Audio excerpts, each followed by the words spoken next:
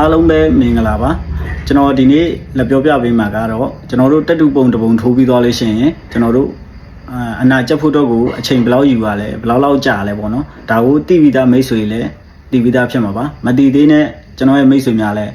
မတိသေးနဲ့လူလည်းရှိမှာပါဒါကိုကျွန်တော်ဘက်ကနေပြီးတော့လာပြီးတော့ပြောပြပေးတာဖြစ်တယ်ပေါ့နော်ဘာဖြစ်လို့ကျွန်တော်တို့တွေတက်တူပုံတပုံစထိုးပြီးဆိုလို့ရှိရင်ပထမဦးဆုံးတစ်ရက်ကနေ6ရက်တော်တွင်မှာကျွန်တော်တို့အသားရည်ရားရံခြင်းหนีရဲခြင်းဆက်ဖြင်းဖြင်းဖြစ်ခြင်းပေါ့နော်ဒီလိုရောင်ရမ်းခြင်းတွေကိုကျွန်တော်တို့တွေဒီ6ရက်တော်တွင်မှာခံစားရတယ်ရေပြားကွာခြင်းဆဲအစ်စ်လဲခြင်းပေါ့နော်ဒီ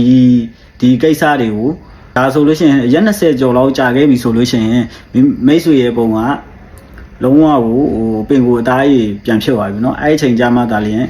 ပုံရဲ့လိုအပ်ချက်တွေပုံရဲ့ရုပ်ထွက်တွေပို့ပြီးတော့အဆင်ပြေပြီးတော့လှတယ်ပေါ့နော်အဲ့ဒီအချိန်ကတော့မိတ်ဆွေတငယ်ချင်းများဆောက်ပေးအောင်ဒါတက်တူးစီကပေးထားတဲ့ဘက်စလင်းတွေပါတယ်ကျွန်တော်တို့လိန်လို့ရတာပေါ့နော်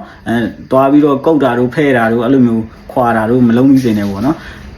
အဲ့ဒီအချိန်မှာကျွန်တော်ရဲ့မိတ်ဆွေများထိုးထားတဲ့ပုံကလုံးဝကိုကြည့်လို့အဆင်မပြေပါဘူးရုပ်ပြက်နေပါလိမ့်မယ်ဒါပေမဲ့စိတ်မပူပါနဲ့ तू ကအဲ့လိုမျိုး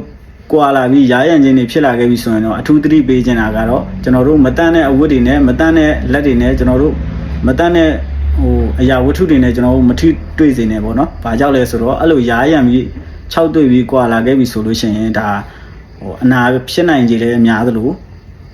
အန်ဒီရလည်းရှိတယ်ပေါ့နော်။ဆေးစပြီးတော့ကွာလာတဲ့အခါမှာကြုံတွေ့ရတဲ့ပြဿနာပေါ့နော်။ဒါပေမဲ့ तू ကအဲ့လိုမျိုးကွာကြပြီးသွားပြီဆိုရင်တော့ကျွန်တော်တို့ပင်ကိုအသားရဖြစ်သွားပါပြီပင်ကိုအသားရဖြစ်သွားရင်တော့မိတ်ဆွေစိတ်ချလက်ချနေနိုင်ပါပြီဒါဆိုလို့ရှိရင်တော့